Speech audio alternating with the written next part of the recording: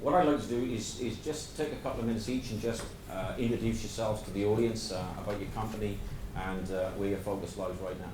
Great. Right. Good morning, everyone. My name's Daniel Kroll. I work for a private equity firm called Marlin Equity Partners. Interesting what we were talking about at the beginning of today about sort of the sexy end and the non-sexy end of tech. We're very much at the non-end or the non-sexy end, probably moving slightly over to the other one given where the market is going. But in short, Marlin mid-market private equity. We have a lot of our strength lies on the operating side of things, which, judging by my age, you can probably guess that there's a lot of other people at the firm who are a lot older than I am, which there are. And that's where we spend most of our time, trying to find businesses that are in some kind of period of change, whether it's everything from sort of turnaround to just sort of accelerated growth. But there's got to be some kind of operational angle, I guess, for us. Tommy Seddon, I lead origination for the Riverside Company. We're a global mid-market private equity firm. We run multiple strategies, but the core focus for us is finding niche leaders in particular industries, and we're a generalist at heart, but with a significant skew towards software and IT, both sexy and non-sexy, depending on what they're doing. But with a real focus on trying to find businesses that aspire to grow internationally. So we have offices throughout North America, throughout Europe, and throughout the developed Asian region. We really try to find businesses that have started to grow overseas and want a little bit of help reaching that next step in pushing internationally.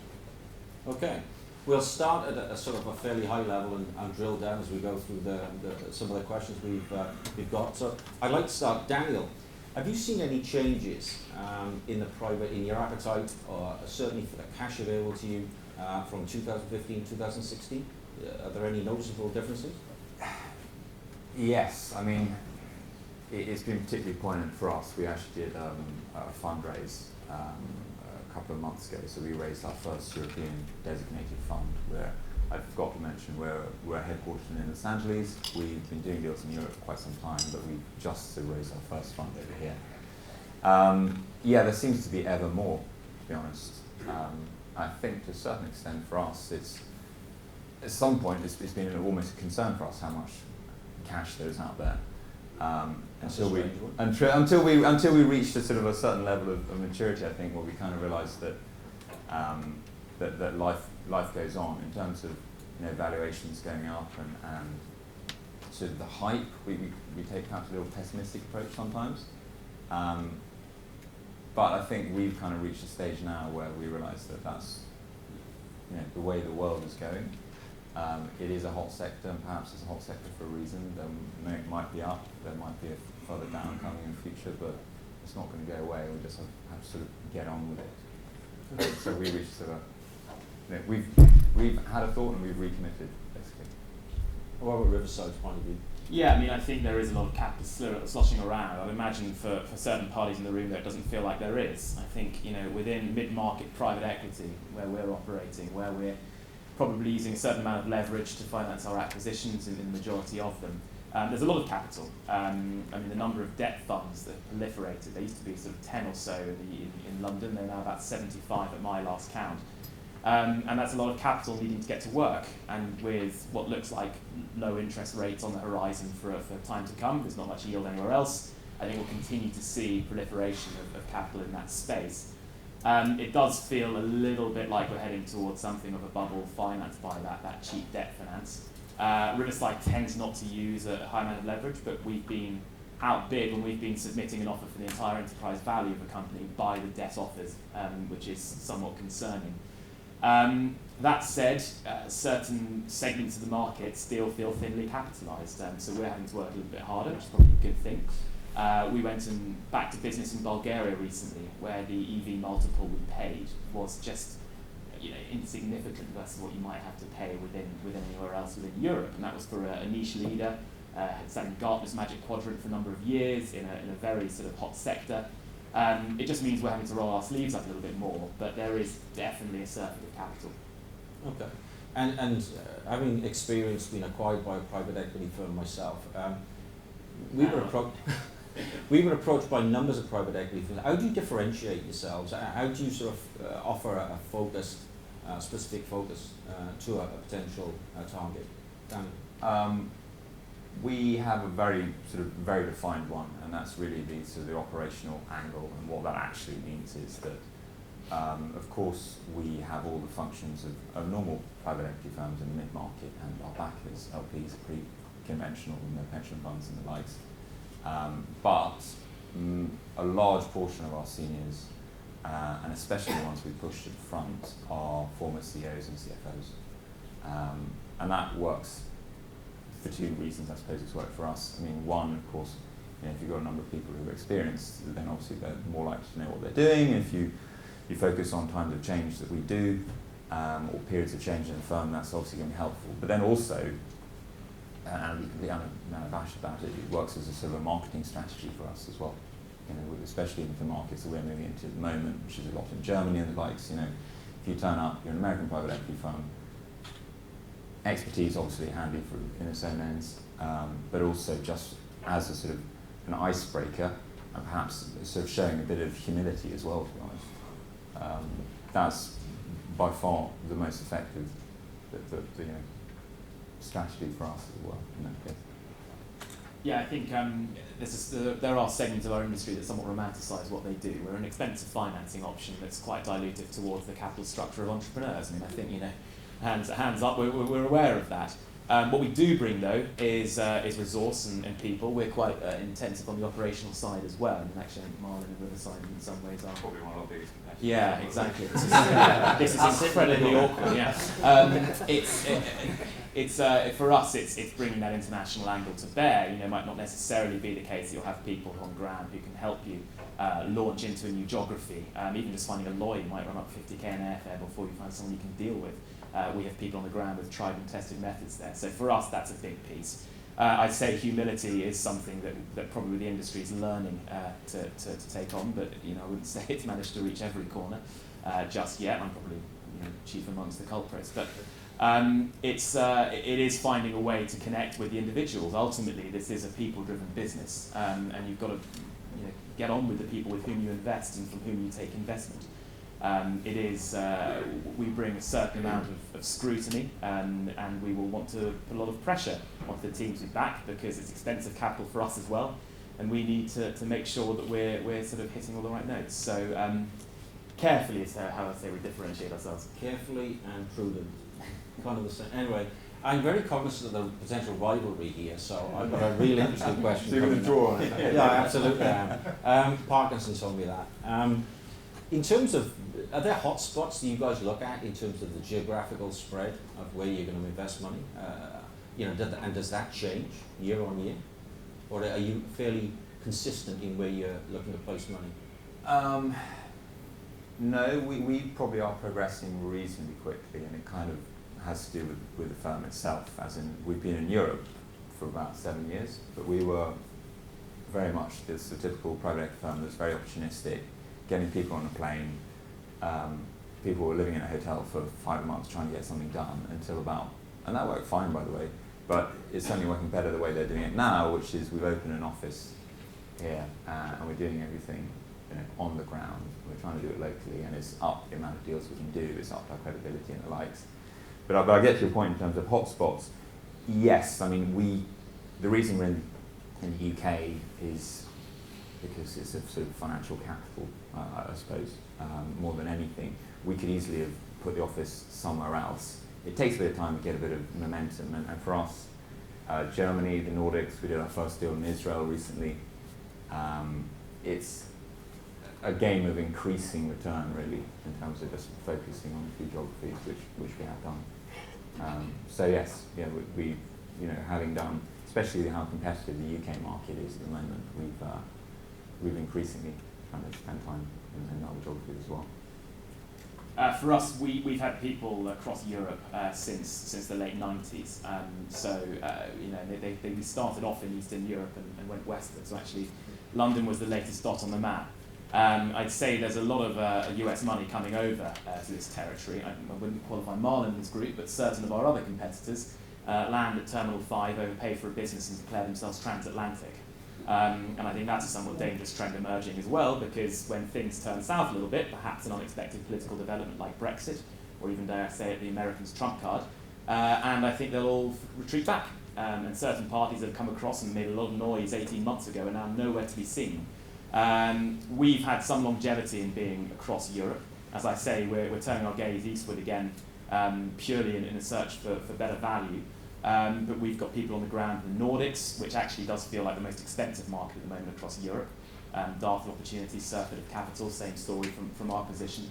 But we do think in the UK, and increasingly in Ireland as well, there are great opportunities. And actually I think it's a lot of it's down to quality of management and availability of capital right from seed and through. That's much more sophisticated and developed in the UK market. Germany is an exciting market, but the Mittelstrand has never really been for sale, and that's been a big problem for us. We've had a big team there looking to invest, and again, not that many opportunities to come along. That said, when you have a team that is open and excited about newer geographies, then they have been receptive, and we've had a lot of success investing there into some very exciting technology businesses. So no, for us, I think London was the most recent territory, and is probably the most competitive. So that said, outside of your own portfolio, so I'm not going to ask you to talk about those, what do you think is, or can you recall that sort of the most interesting or landmark type of exit you've seen over the last, say, 12 to 24 months? Has there been one that has stood out and you wish you said, I wish you'd been involved in that one? Oh, yes. There is a bit of a pause. I mean, there is a very obvious one for us. There's one which is a business called P&I, which is HR payroll software that transacted very recently. It was HG, went to Permira, I believe, Altium, Credit Suisse, and some other people in there. We bought a very similar business less than a year ago, and it went for a very high multiple. So obviously, it's going to catch our attention. So that's certainly one that we've looked at very, very closely. But that's probably the one that stands out for us. Yeah, I completely contradict Riverside's core strategy and say the one that caught my eye recently was a business called Visma, which is HR payroll software, similar sort of space. But what they've done over the course of a series of different investment cycles with different backers is rather than go out and try and conquer the world, as we encourage sort of our invested companies to do, they've really narrowed their focus down and just said, we're going to solve the Nordic region. We're going to be the champions of the Nordic region. They call it Fortress Nordics, which I always think sounds rather exciting. And it's completely unassailable. And they are absolutely the dominant player in their position and really owning that niche. And they've done the hard yards in doing a roll-up in a very fragmented sector has been very, very impressive. We would have done completely the opposite, and we'd have been entirely wrong, and they were entirely right. So there we go. Perhaps we're learning some humility along the last as well. I can just mention the fact that our thing in this sector is also in the Nordics, and we've decided to focus very heavily on Nordics. Be a local hero, I think. Do you want to re-talk, or are we done without one? Yeah. I'll let them have it. Just coming back to something you said, you both actually touched upon, you talked about management teams. In terms of the management team versus the technology that they're managing and growing, for you, where does the balance lie in terms of where your appetite is? Is it management teams that have been successful, or is it with just purely technology? For us, it's management-led. I mean, it really is. I have a competitor in mind who I always sort of cite in these instances, where they, in a pitch to a management team, and often I think we're pitching to management rather than the other way around in terms of where the competitive dynamics currently lie. Proudly said to them, we back the horse, not the jockey, which I thought was a fairly extraordinary way to try and win around a potential partner. We don't think like that at all. Our announcements when we bring out a deal will always talk about partnership rather than investments, even though we are typically taking control. We are not there to interfere with the day-to-day. We're there to try and help accelerate it. So for us, management really does trump tech. That said, we have got a big increased focus. Our sort of technology verticals are led by true techies. We have in London, for instance, the chap who leads our technology focus across Europe is a PhD in machine learning and artificial intelligence. And you can tell by my weary glaze, I'm really not looking forward to the Christmas party to get onto his pet subject. But there is a domain of expertise within our firm. It just doesn't sit with me. So, of course, I have to say management. Yeah. But just one thing to add to that, really, I suppose, is the only thing that does cause warning signs for us sometimes is, and you use the word management, and it's across the board. The only thing that we see quite often in the tech sector, which, to be honest, makes a lot of companies work extremely well, by the way, is having great charismatic lead and all the rest of it. But as a private equity firm, despite the fact that 9 times out of 10 we will work with existing management throughout the investment, there are quite a few tech businesses where that one founder is so dominant that they just seem to be the business, and that sometimes can make us a little bit uncomfortable. Yeah. When there's this, that one character. I suppose it works both ways, and all these sort of entrepreneurs worried about investors that are going to try and cut them out at some point, or do they really trust them, or the rest of it. But believe me, on the other end of the scale is us worrying about exactly the same thing about them. The worst thing that can generally happen for us is for the management team to disappear or to not be there through the investment.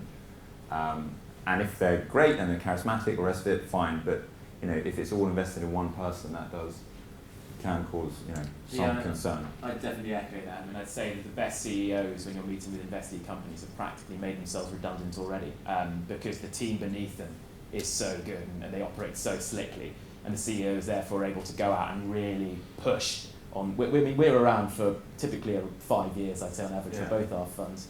That's a short period of time when you've got high ambitions, and so that CEO really needs to be helping to drive those through. The team beneath them need to be in lockstep, and having too much invested in a single individual is a huge warning sign. Yeah. And when you're looking to acquire a business or a big position in a business, are you looking at that as a business that you can bring other further acquisition into, or do you just look at them in standalone basis? I mean, we'll typically add at least 1 or 2 add-ons onto a business, and that might be driven by trying to consolidate a marketplace, or adding in certain technologies, or indeed managerial talent. If the team isn't necessarily there in the first round, it might be on the second or third investment with add-on or bolt-on acquisitions. But we will appraise each business on its own individual merits. We like to put more capital to work. Once we've found something that's working, putting more money behind it is often makes a lot of financial sense. But it's not necessarily a prerequisite to our investment strategy. Okay. Yeah, 2 things. I mean, we do as well a lot of add-ons. We will always look for add-ons. We don't always do them, but most of the time we do, and we'll always check them out. In terms of the business, we'll be happy doing them without add-ons. If I was investing with my own money and I was going to buy a business, there's a lot of things that I would perhaps do differently compared to if it was just, if I was doing as many investments as we are. I suppose a lot of the time we're trying to do a great deal for everyone else, but the thing that makes us fearful most of the time is just avoiding a disaster. So you have to be quite pessimistic and look at a business like, if we can't do any add-ons, if this fails and that fails and the next thing fails, like, what's the worst case scenario? Which sounds like an obvious thing to say, but yeah, we do have to be comfortable. We never presume that we will be able to do add-ons, because time and time again we've seen how difficult it can be. I'd also say a bad add-on can really sink a cracking platform investment. They really have to be selected carefully. And again, just the nature of what's happening out there at the moment, we see EV multiples creeping upward upon the initial investment from some of our competitors. And I think that a number of parties have been operating the belief that they can make add-on acquisitions at a lower multiple and blend down that aggregated investment. That's dangerous. If you're buying things that are low quality and strapping them to a high quality business, it can really take up too much of management's time trying to integrate down things, and it can dilute the proposition. Add-on acquisitions can be a very, very accretive way to add value, but they can be very dangerous as well. Okay. In terms of, I'm going to look at a couple of questions now that I would imagine could come from the audience here, but one of the things that I found is the appetite for understanding EBITDA over revenue from private equity. Can you both talk about that a little bit? Because it is surrounded by some mystery for or people like myself when I was building my company. So could you just talk about why EBITDA is so important, if it is, and maybe revenues? I don't know, but this is an area that people ask me a lot about. I mean, it depends on the sector, but for the most part, we'll be using leverage finance to finance part of our acquisition. That's how we make our returns so attractive. And as such, we need to look at the cash profitability of the business, and we use EBITDA as a proxy for that. I'd say within the technology space, quite often people make the mistake of not including maintenance capex. That can be significant. You know, if you're not updating a code base, you're not investing in your tech on a consistent basis, you are falling behind. And so for us, we use an internal metric we call UCF, which is usable cash flow. Cash flow we can use to pay down that debt that we are able to borrow cheaply, to both us and our co-investors' advantage. And therefore we're looking at EBITDA less maintenance capex, more now than we're looking at EBITDA. But for us, it is largely based around that sort of that availability of debt finance that helps our returns. Equally, it gives us an idea of how operationally, how well operationally run the business has been. If we're looking at sort of benchmarking it versus peers within the industry, not necessarily true. Often we'll see low EBITDA margins and think there's room for improvement. And both our firms like to think that we can be helpful there. But for the most part, it is the most useful proxy for us, and that's the first number we will turn to ahead of revenues. Yeah, Daniel? Yeah, just us to add to that in terms of EBITDA, it's also incredibly interesting to see how it's presented, because the amount of difference of EBITDA numbers that are out there and what goes into it and what it actually is, and you have to drill down to it. But to some extent, that's true of revenue as well. We're I suppose we're a bit different in the sense that we look very heavily at revenue in terms of, you look at the last 10 deals we've done, it's probably quite hard, on paper at least, to see what do these guys plan in terms of, some of these companies got high margins, some have got low margins, some haven't even broken even yet. We have a bit of an obsession with the revenue because we're very operational. If there's no roof over our heads, then things become pretty uncomfortable. I agree with you. There has been an enormous amount of tinkering with what EBITDA actually means. I think if you look now, most of us have swallowed the idea that we're having to pay higher EBITDA multiples, which is how we benchmark, the industry benchmarks, where things are in terms of value. What you're multiplying has now become the thing that certain unscrupulous advisors tinker with. We will scrutinise that. The quality of earnings report is critical for us. And you're absolutely right. If you haven't got growth within the revenue line, then you haven't got much. And we're able to help catalyse that, but we really do need to believe that the initial quality of earnings is absolute. Okay. And when it comes to consumer-focused companies, the question of traction versus revenue, how do you guys look at that? Because that is something that I hear a lot when I'm talking to potential clients. Is traction important to you? Is revenue? Which one? So the biggest problem for us is we do very little on B2C. We do almost exclusively B2B type investments, basically because we find them slightly more fickle. So I'm not sure we're probably the best ones to answer that one. You probably do. Yeah, we do a lot of consumer. We do a lot of consumer. So for us, traction and revenue go in lockstep for the stage at which we're investing. We don't do much in terms of early stage. We try, wherever possible, not to take venture capital risk. Our risk-reward profile does not suit that. And again, I think there are a lot of other firms out there at the moment who are making that mistake, who are doing things that are frankly venture-ish in nature. It is that eternal quest for yield from our side, and perhaps they're deluding themselves with other reasons. But for us, the two would sit in lockstep. What we will be happy to support is if something's proven in a certain territory, particularly within the B2C space, it will typically work in another territory. Not necessarily, but often that will be the case. And so helping with geographic expansion is somewhere where we think we can truly be additive and work with a team to launch a concept into a new territory. Okay, so coming back to, say, B2B, what about licensed on-premise type sales against SaaS? How do you look at those two things differently? Because I bet we've got a platform difference here. So I'm interested to see how you both look at those types of business model. With great amount of detail. I suppose perhaps I'm sort of conforming to the stereotype here, but please say think differently, but the question that always gets asked is how much is of what? It's a bit like the EBITDA thing we just discussed, that how much of it's licensed, how much of it's SaaS, and this sliding scale, that causes us, that's a big part of our job, right? But that takes a lot of our time at the moment, trying to decipher how much of it is actually which. And does one cause you fear No, we just need to, not really, to be honest. What causes us fear is just buying a business and then thinking it's one thing and then realising it's another. That's probably as long as we know what we're working with, we can deal with it. But thankfully we haven't come unstuck, but there's been a few cases where we've come quite far down the road and still trying to unpick how much, and also not becoming too obsessed about how quickly we're going to change from one to the other either. I mean, I'd say SaaS has become such a buzzword, hasn't it? And it doesn't necessarily behave every industry. Not everything has to be a SaaS model. There are certain instances where license maintenance makes a lot more sense. If you're dealing with selling to SMEs, they sometimes like to have a chunky bit of CapEx that they've sat into and invested into a system. They feel more comfortable with it. It's sort of something they can feel is tangible.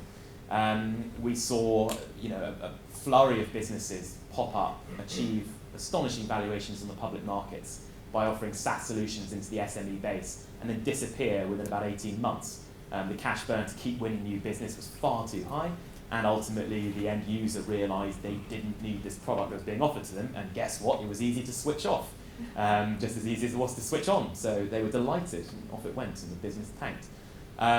We do love SaaS as a segment. I mean, clearly there's a lot more that can be done. We have a dedicated fund that at the moment only operates in North America, but is there as a B2B lending fund into SaaS. Small, but a very niche provider of non-dilutive capital into high-growth businesses, which for us makes a lot of sense. But it does depend on the end user. And so, the question you're asking is not, is this SaaS or is it license maintenance? It's, is this a good business? Is it sticky? Do I believe it will be there in 5 years, 10 years, and how will it have grown? Those are the questions we're scrutinising. So pondering the question of whether this is a good business, has the introduction and tightening of revenue recognition rules over the last sort of 5 or 6 years, does that cause you any heartache or sleepless nights? You've still got a vast difference in terms of accounting methodology around the globe. So sleepless nights, yes, mainly because I'm sitting up there tinkering around with an Excel model, trying to convert UK GAAP into US GAAP, and IFRS coming in and everything else, and going, God, I don't know, do I amortize this out? Should it be recognised early? I mean, it's a pain in terms of having difference in standards. Frankly speaking, sometimes that obfuscation means that if we're prepared to put the hard yards in, someone else might not be. So perhaps it's to our advantage. But no, I mean, it's a slight pain, to be honest. Yeah. Really, we're going to boil down to the quality of earnings. If you're looking at the difference between a revenue recognition of something that will clock something up front versus realising it over the period of the contract, it's going to work itself out in the working capital anyway. So we'll get back to that EBITDA line, back to that cash conversion, and uncover the truth. No, I just echo what you said in terms of it's one or the other. It's just as long as it's the stickiness is what it comes back to. What we do find is again surprised at how unenthusiastic some people are going on to SaaS in the first place. A lot of businesses, especially the slightly less sort of urbane ones, are quite happy. Look, this works. Don't touch it. Yeah. That we get a lot, and which is fine as long as they keep on, as long as they're customers. So let me switch it on it. Yeah. Can you share some of your experiences with getting to align shareholders of a target company? Have you had any interesting stories around getting shareholders to agree, or do you think that's the domain of the target company to work on? No, the point at which we're transacting is typically a large amount of money is changing hands, and we will be taking control, and somebody will be ceding control as a result. And that's not just a complex transaction. It's not just a high value transaction. It's an emotional transaction. And again, I don't think we should ever remove that kind of human side to these things. It's a highly emotional point. It takes a long time to get comfortable with somebody who's going to come in and again be an expensive and dilutive form of finance, and also quickly put the sword of Damocles over you for the remainder of their investment into your business. It's a very, very difficult thing. We've had instances where at the 11th hour we've had management teams ring up and go, I'm not sure I actually want to do this. And I've been on a conference call where that was happening, and my colleague was the one who had to lead the response to that. And it's fair to say he went down what I call the brave route of saying, you know what, you don't have to. And I'll sit and go, no, you bloody do. We've got a lot of money sunk into this. I mean, I'm going to be one that answers for that, frankly. The dry deal cost for us is a killer. Because absolutely right, they don't have to. And really, those words are probably the most soothing and reassuring they could have heard. It reset the expectations. If you don't want to do this, you don't have to. There are plenty of good businesses that will run themselves at a moderate level of profitability, be a lifestyle business. Goodness knows one day I'd like to find myself helming one, preferably that serves cocktails near a beach. But it is an emotional point, and approaching it with due caution is therefore the correct route. Yeah, I don't underestimate how willing we are to make sure that things are aligned and people are happy, because especially if you haven't had much experience of working with private equity before and the rest of it, of course, the number of people in the business are very savvy and trying to get a good deal for themselves and the rest of it. But again, we're pretty naturally quite shy and risk prone.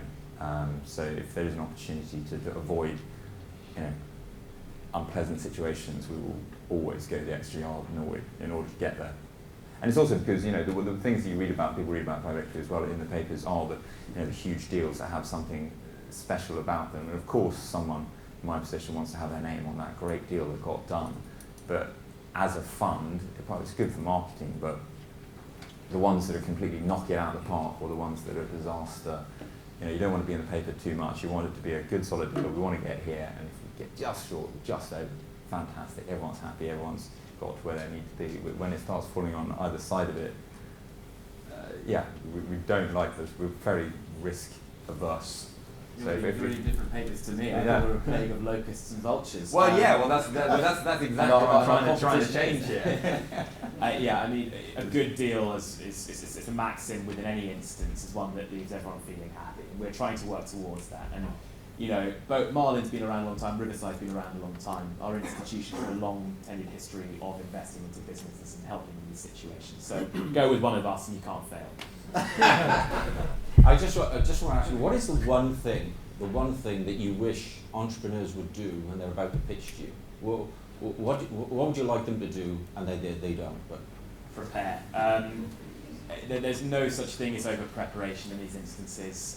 We are at heart spreadsheet jockeys, and we're going to come in and scrutinise absolutely every item within your business. But having that preparation done up front is just critical. Pace is the trick within this game. If you're going to go through some sort of transition within your business, some sort of exit event or a new sort of series of investment coming in, doing it quickly so we can avoid disruption is in everyone's interest, and we will be able to help facilitate that from our side. I worked on a deal earlier this year where we had kind of an agreement on value and then an executed deal within 5 weeks gap.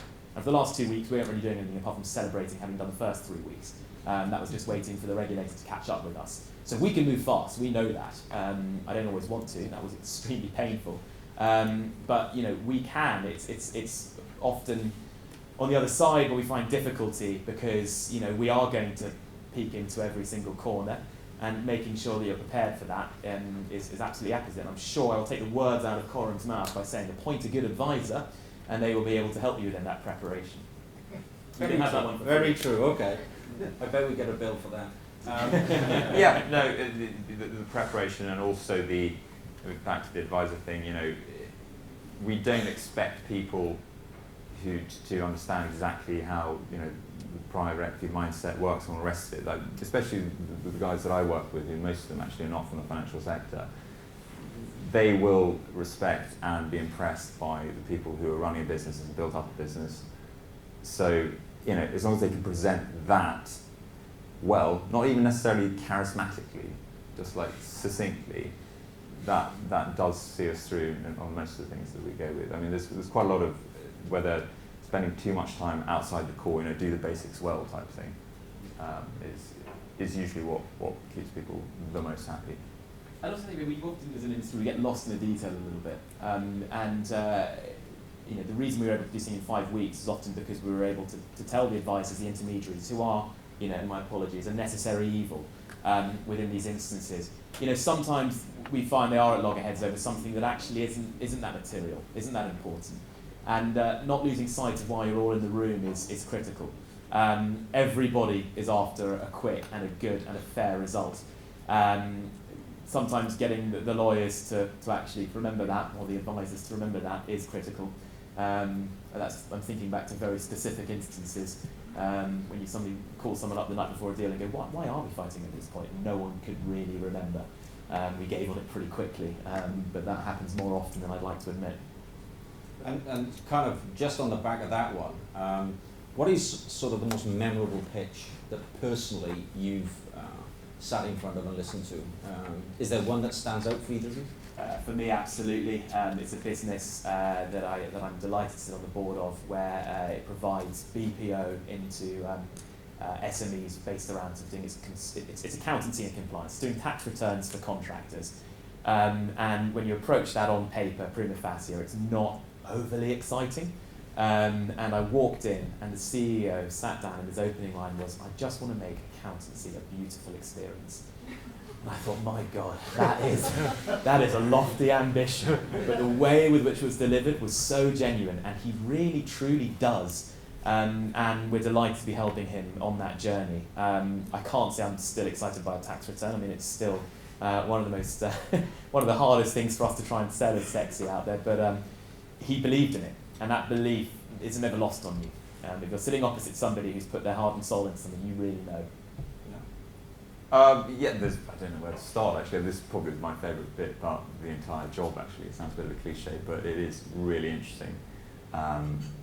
Meeting all these management teams. I've had a CEO that was drunk once. That was well, I suppose technically he was hungover, but there's somewhere in between one and the other. I subsequently found out that he had done that at a previous one as well, and it sold, not to us by the way. Not to us, I hope. No, well, exactly. No, it didn't. That's probably the most memorable I think I've had. And then, no, I think I'll leave it at that. I'm very cognizant of the fact we've got 5 minutes. Can I open it up to the floor for questions for these guys? Yes, a couple of quick things. Because we have a panel later on that's venture capital, and they sort of look alike. But They don't wear ties. They don't wear ties, that's right. So let's say, what percentage of your deals are buyout versus majority investment? And what percentage of the deal, when you mentioned you leverage, what is the ratio? Is it 50-50? So 2 questions. The size of the deals and how much of them are buyouts versus majority investment size? Give me some ideas of size. And then you mentioned leverage. How often you leverage, and it sounds like almost all the time. And what percentage you leverage? Is it 50%, 40, whatever? So we run multiple strategies. We have a non-control fund. We have a number of different buyout funds that operate in different shapes and sizes. Within Europe, we operate a buyout strategy that tends to take controlled investments or things that feel an awful lot like control. So while we might not be numerically the largest shareholder, we will have certain rights that enable us to feel like we are. So for us, yes, we are typically controlled investors. In terms of leverage, if you crunch the numbers across the market, typically for a business that is doing, we start probably both of us looking at businesses from 5 million sterling of EBITDA upwards, perhaps a nudge below, perhaps a nudge above, respectively. We would see historically about 3 turns of leverage at the opening leverage. That's now crept up to about 5 turns in the current market. Historically, Riverside has always been about a turn below the market. So from where I sit, if I was looking at a kind of an average deal multiple at the moment of around about 9 turns for something within the software and IT segment, I'd expect to see something in the region of 3.5 to 4.5 turns of leverage. But it's usually at the behest of the bank as to how much, or the credit funds as to how much you'll have in there. We will not over-leverage businesses. I would not say that's true of our industry. I think the vast majority of returns for certain of our competitors are delivered via the fact that they are able to borrow cheaply, and I think that's dangerous. I think, caveat emptor. We don't do that. I'm saying nor did Marlin from my experience. Our approach is very similar. The only thing perhaps worth noting about us is ours has kind of changed a bit over time. We essentially used to do only majority stakes, full stop. But in recent times, actually, we've migrated a bit from one end of the spectrum to the other. Yeah, that's probably what's changed the most for us. And also in terms of, we look at a lot more sort of growthy deals these days as well than we perhaps did before. We've really come from, right one end of the spectrum, mainly sort of corporate carve-outs, and now we find ourselves doing businesses that are growing very quickly, and some of them haven't quite even broken even yet, EBITDA-wise. But we divide that pretty tightly between certain deal teams. So there is quite a big change between, depending on some investments compared to others. Any other questions from the floor?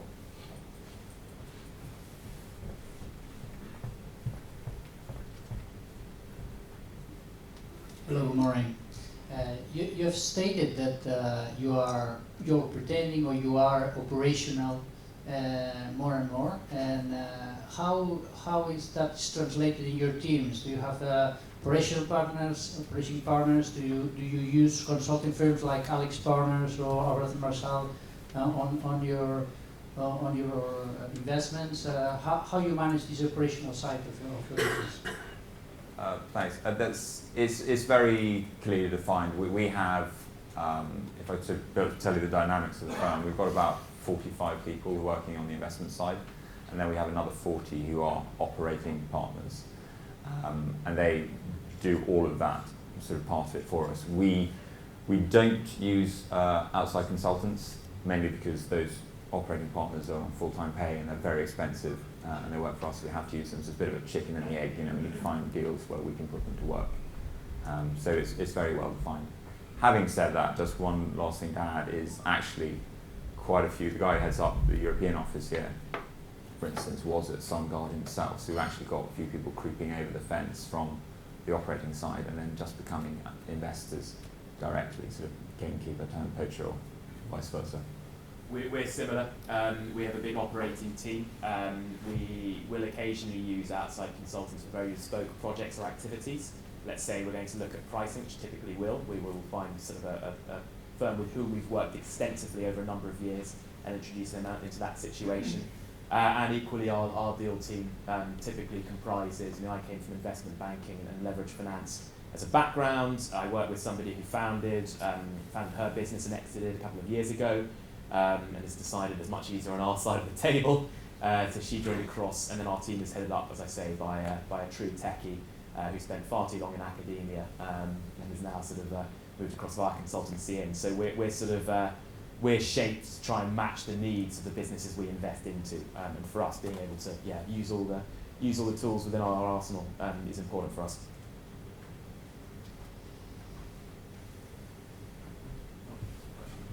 This to Daniel, I guess, primarily, possibly to both. You mentioned that you're also interested in companies that perhaps doesn't have a strong voice here, a strong EBITDA, perhaps none, but have a strong growth. What does a strong growth mean in kind of numbers? I should probably clarify a little bit. Yes, strong growth obviously is great, and the fact that it's locked in, I suppose, is what strong growth is. That that it won't necessarily it's sticky, won't go away overnight. But what I probably should have been slightly clear about talking about the top line is really just same thing again. The fact that revenue that won't go away overnight, which is why we don't do B2C as much. That's not to say B2C can't have that kind of revenue structure, but we've found it more successfully in the B2B space. So it's, We've got a number of questions. We're at a timeline right now where we've got to take a break. We'll be breaking in just a few minutes, and so if you guys can just stick around for a few minutes, we're going to break, and if you have some individual questions, maybe if you could stick around, I really appreciate it. These are the good guys, by the way. We work with about 700 private equity firms in the world, and I put these guys in the top 12 in the world. We've done 3 transactions with each firm, and great firms, anyway. And so I hope you can stick around for a few minutes. We're going to do some introductions and go to break. And Peter, great job, and thank you, gentlemen. Thank you, Daniel. Thank you.